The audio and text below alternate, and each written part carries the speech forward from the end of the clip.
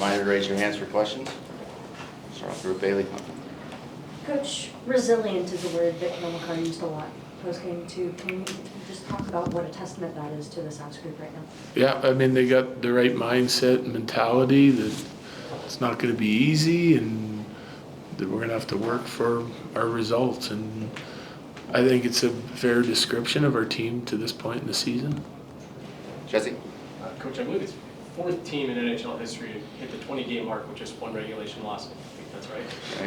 You talked about the consistency of this group last game, but just what can you say about maybe it's that resilience, but the way that you guys can find your game, whether it be a good start, you get away from it, or just whatever. You guys seem to be able to get to your game every night, right? I think that's leadership.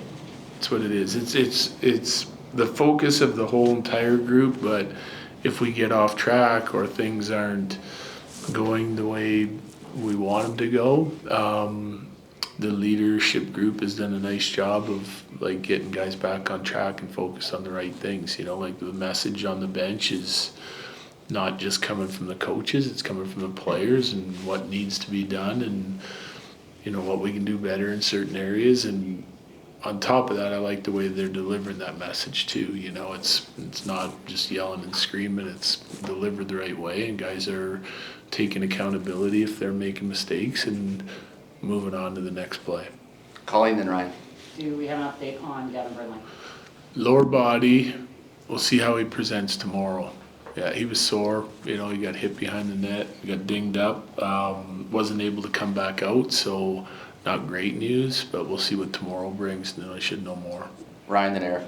You've spoken a lot about Gabe Landeskog leadership, and when he came back onto the team, that his positive influence has really helped out this group. When he wasn't around, what was the difference? Was there more yelling and screaming or disagreements? Well, he certainly has like a calming effect on the room, right? He's a very well-respected guy for obvious reasons, and so I think like if things start, everyone has their own leadership style, right? But Landy seems to complement all the other leaders that we have in the room, or they complement his leadership style. So he's the first one to sort of recognize things when he's saying stuff, everyone listens, and his delivery is perfect, right? Like he's going to deliver the message the right way, and so other guys can kind of sit back, relax a little bit more, and keep going about their business, but still leading. And just with your captain in the room, it's a more calming influence than we have without him. Eric, then Kyle. You said a few games ago that Brock Nelson's just been a little snake bit. He finishes the homestand with 3 goals and 3 assists. Is it just they're finally going in, or is there something more to it that you see? Well, I think he's skating better with the puck right now. There were stretches, like a couple of things that we showed him is he does the right thing defensively. He skates, he checks hard, he gets the puck back, he goes on the attack, and there was times where I felt like he's such a strong skater that he needed to use his skating more, both on entries into the offensive zone, through the neutral zone, and then also in ozone play. What I did like about his game is he was getting to the interior of the ice. He was still getting lots of shots from in there. High percentage of his shots are coming from in there. And then he's also around the net, middleman, like for screens, tips, deflections, rebounds, that kind of thing. And he was picking up a fair number of those chances as well. So there were some things that were real positive. There's some things I think he needed to improve on. And I think he's improved on the skating part of his game here on the homestand. He continues to shoot the puck, and now they're just going in for him. Kyle, then Megan. With Kale as a veteran now, any details to his game that you're seeing this year that have resulted in his start and the point production we're seeing? Kale? Yeah.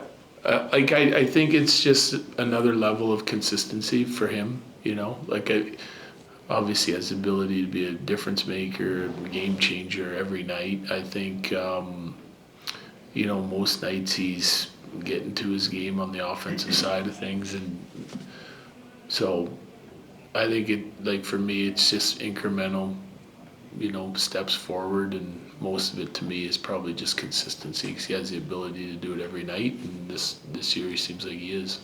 Megan, back to Eric.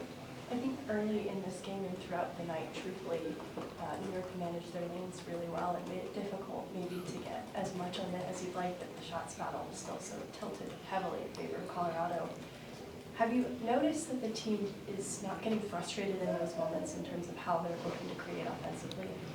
Yes. I think, again, it just kind of goes back to the focus and preparation. Like, we're preparing for the worst when we play these teams. They're all good teams we've been playing. The Rangers have been an excellent road team. They seem to really have sort of found their stride here recently in their game. They played quicker tonight than some of the video I saw, but I thought they competed hard. They had a really good game plan. They were disciplined. But we still feel like, you know, through the first period, we had a good first period. I think it was really tight checking, and then the second we got a little bit more competitive in ozone play and started shooting the puck a little bit more, not looking for something fancy, and that rewarded us, I thought. And when our team kind of finds that balance of playing with the puck and making skilled plays and then also shooting and going to the dirty areas, it seems to snowball for our team. So when things aren't going well, we can kind of put the cute away a little bit and make it a more workman-like mentality, a little bit more meat and potatoes offensively, and that seems to jumpstart our offense, and then we can start making some other plays as well. And so when we find that balance and our team recognizes it, it leads to good things. So they had no need to get frustrated when there's still more than half a game to play. That's kind of our message. Last two, Arif and D-Mac. 20 games in, this is the first time Gabe Landeskog plays over, I think, 16 minutes, and he gets almost 19. Like, obviously there was a guy that went down with injury, but this is obviously not the first time you've had that kind of game. Like, has there been external factors outside of you just deciding when to play him? Are there like things that you guys are having to do to limit his ice time, or is it just a feeling of what he's doing and you can play him? Yeah, it's just me deciding. You know, he wouldn't. Like, he wouldn't be in the lineup if I didn't feel like he could be playing a lot. It's like tonight, like I felt like that was one of Landy's best games. He was skating, hanging onto the puck. He looked like he had a little extra pep in his step. We've seen it before. Some of those games were after 2 days off. Here's another one, right? We had a day off. For him, it was 2, then a practice day. And so that's a good sign, because I think eventually he'll look like that all the time after 1 day off. But the little bit of extra rest is certainly giving him a little bit more jump in his stride, and he's played good in those games. So when I recognize he's playing good, I'm going to play him more, regardless of injury or not. Go ahead. D-Mac. Anything special, tradition-wise, when a goalie gets an assist? Gets a point, do anything for him? No. Thank you. No big deal, thanks. That was a really good job tonight.